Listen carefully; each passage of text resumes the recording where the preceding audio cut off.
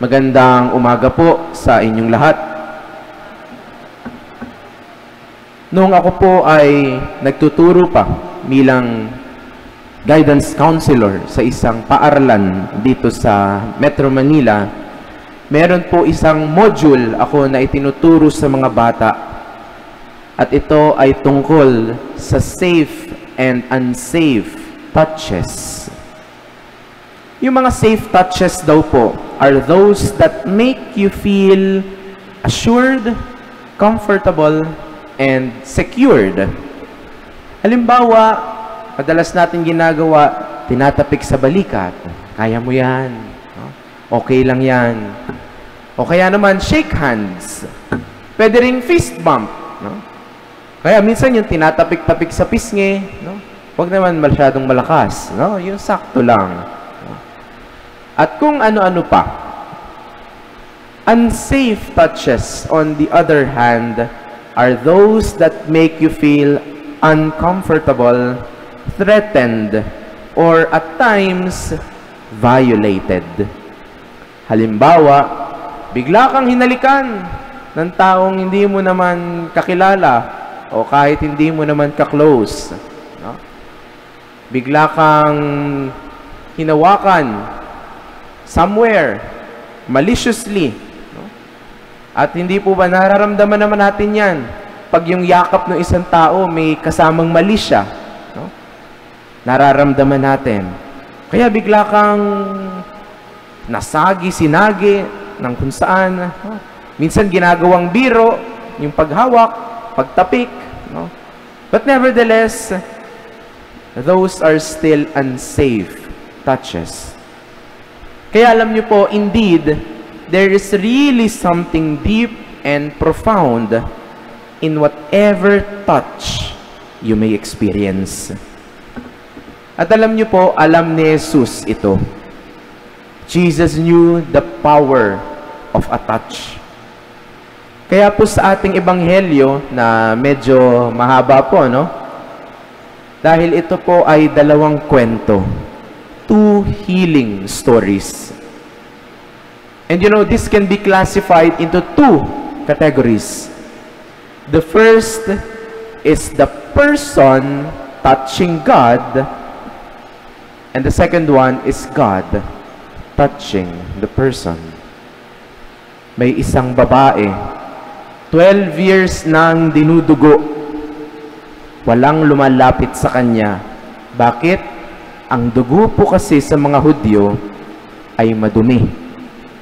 At pag nadikit ka sa isang dugo, magkasugat ka, you are already considered impure. And therefore, you cannot go to the temple and worship. Hindi kayo makakapunta sa templo o simbahan.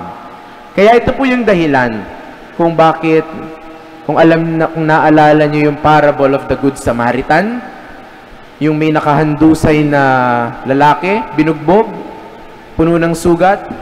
Kaya dinaanan lang siya ng mga tao, ng pare, ng levita, kasi sila ay papunta sa templo para sumamba. At pag tinulungan nila, yung nakahandusay na tao na sugat-sugat, na puro dugo, they will be impure. And they need to undergo a ritual cleaning para makapunta ulit sila sa templo at makasamba. Kaya din po sa iba, hindi kinakain ang dugo.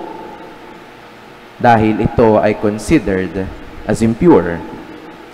Kaya po, sa kanilang kultura din, kapag ikaw ay babae, at natapat na araw ng pagsamba, at ikaw ay may monthly period, bawal kang pumasok ng templo at bawal kang sumamba.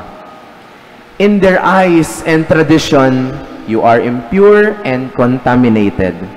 So just imagine that woman, 12 years of being impure, 12 years of being ostracized by people. Kaya nandun yung kanyang desperation. And maybe in her mind, nung nabalitaan niyang nandyan na si Jesus, bahala na. Alam kong mali nahawakan ko si Jesus. Kasi makukontaminate ko siya eh. Pero sige, kahit yung laylayan na lang ng kanyang damit ang mahawakan ko, gumaling na sana ako. That was the desperation of that woman. That person touching God. At ang ending, healing o kagalingan. Now, the other story is about the daughter of Jairus who has just passed away. Bakit pa niyo babagabagin ang guro? Patay na ang bata. At sabi sa Ebanghelyo, pagdating daw po doon sa bahay, yung mga tao ay nananangis na at nananaghoy. Pero sabi ni Jesus sa mga tao, hindi. Buhay pa yan. Natutulog lang siya. And the people laughed and ridiculed him. But what did Jesus do? He took the child by the hand, hinipo ang bata, and said to her, Talita kum. And the little girl rose up. God touching the person. Ang ending ulit, healing o kagalingan. So see, my dear friends, the power of a touch. God touching humanity and humanity touching God. At alam niyo po, sobrang makapangyarihan ng ating senses. Most especially the sense of touch. Both receive the healing and longings that they desire. Kaya alam niyo po, this is one of the beauties of our Catholic faith. Ito po yung isa sa napakagandang bagay bilang isang Katoliko.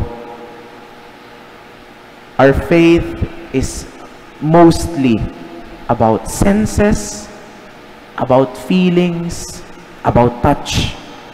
Just imagine kung wala tayong misang ganitong pagtitipon at puro direktang prayer lang tayo sa Diyos.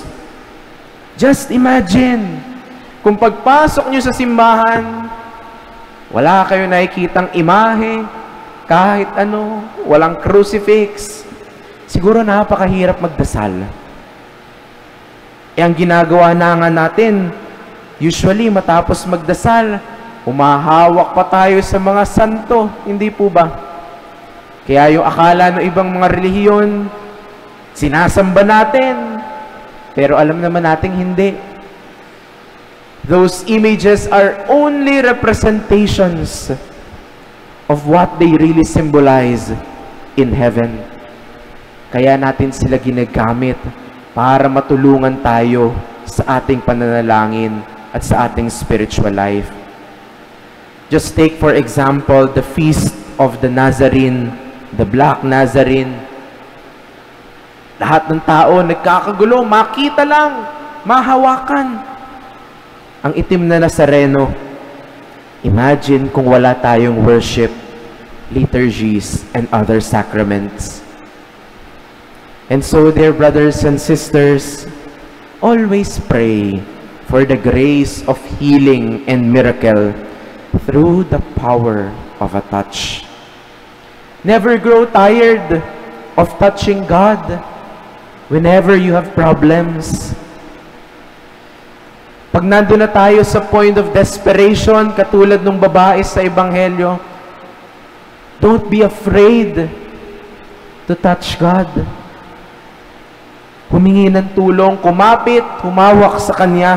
At kung mapagod man tayo sa paghawak sa Diyos, pray that God will be the one to touch us. Remember, there is healing in both ways of touching. God touching humanity and humanity touching God. Those are definitely safe touches with God. Amen.